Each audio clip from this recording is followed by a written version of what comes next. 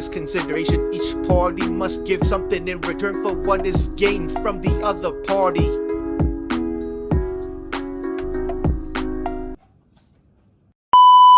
Concept of consideration.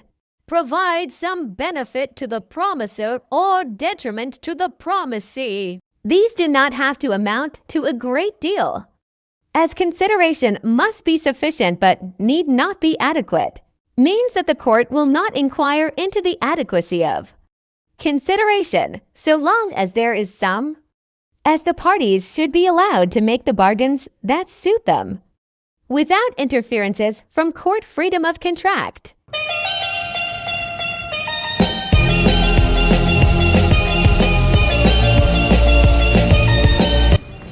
So, the consideration paid by Mira clearly provides very little benefit to Mai and amount to a small loss to Mai, but nevertheless, the transaction will be binding because some consideration has been provided by both sides.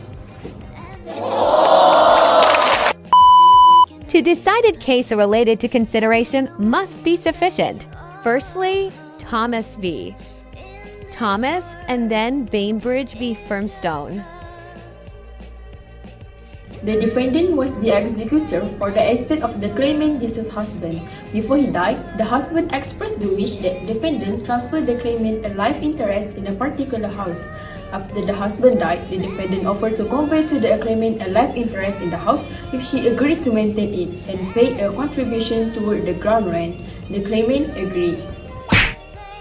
The defendant later went back on his office, so that the claimant sued for the breach of contract. The defendant argued that the claimant had not provided any consideration for the agreement, so there was no contract. He argued that this was because his motivation to enter the contract was his feeling of moral obligation towards the dead husband. Had the parties provided consideration for the agreement? High Court held in favor of the claimant. Her agreement to pay a contribution to the ground rent and maintain the house was legally valuable. She therefore provided good consideration. The defendant's grant of an interest in the house meant that he also provided good consideration. His motive for providing the consideration was irrelevant. Annie, I'm about to die. As a token of appreciation for you, I already asked Mr. Jonathan to transfer your name to our house. Thank you. I will appreciate that. Facts of Bainbridge v. Firmstone. So, a declaration is stated that in consideration that the plaintiff and the defendant request consented allow the defendant to weigh 2 boilers of the plaintiff. The defendant promised to give them up after waking in as perfect condition as they were in at the time of the consent. There was a breach. The defendant did not give up, etc. On motion in arrest of judgment on the ground of one of consideration showing detriment to the plaintiff or benefit to the defendant and also of ambiguity in the word wake, the English court held that the declaration was sufficient. The defendant asked plaintiff to allow him to wake plaintiff valuable boiler and he would return them in a perfect condition. He, however, left them in pieces and plaintiff had trouble putting them together and recover damage for breaches. Whether consideration adequate.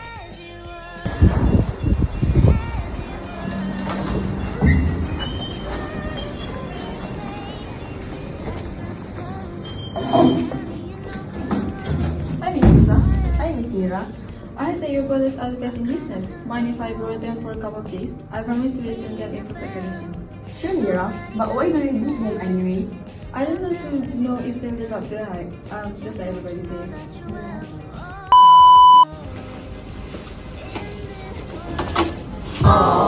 Thank you, Miss Lisa. Welcome, Miss Mira.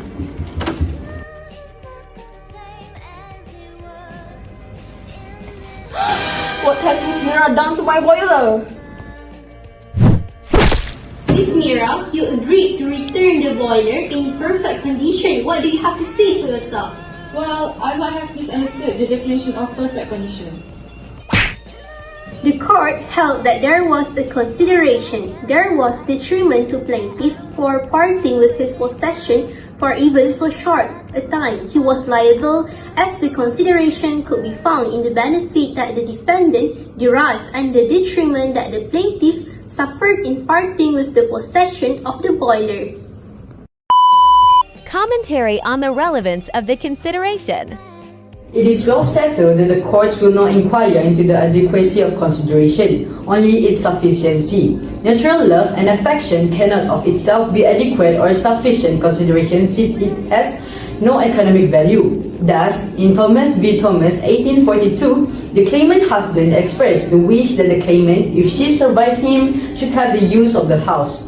After his death, the executor, the defendant, agreed to allow her to occupy the house. First, because of her husband's wishes, and second, on payment by her £1 per annum. The court held that the desire the deceased husband for his wife to live in the house was not part of the consideration, but that the paying of £1 per annum was.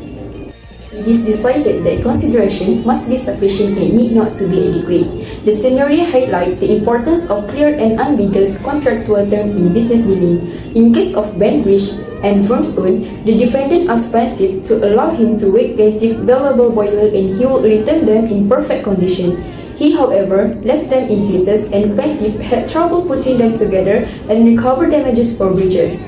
The court held that there was a consideration. There was detriment to plaintiff for parting with his possession for even so short a time. He was liable as the consideration could be found in the benefit that the defendant derived and the detriment that the plaintiff suffered in parting with the possession of the boilers. And enforceability in contracts often hinge on the principle of consideration. For a contract to be fair and work as agreed, both sides need to give or get something valuable in exchange, but it does not need to be adequate. This makes sure that everyone involved is happy and satisfied with what they gain out. It prevents contracts from being based on unimportant or fake promises. When the terms being exchanged is fair and meets legal rules, it helps make sure the contract can be enforceable. This shows that both parties really meant to follow what they agreed on. This rule is important to ensure to keep things fair and equal while making sure that the contracts are legally valid at the same time. In conclusion, for a valid contract to exist, there must be a sufficient of consideration between both parties. Either it is a monetary award or other value items so that there will be no further dispute occurs.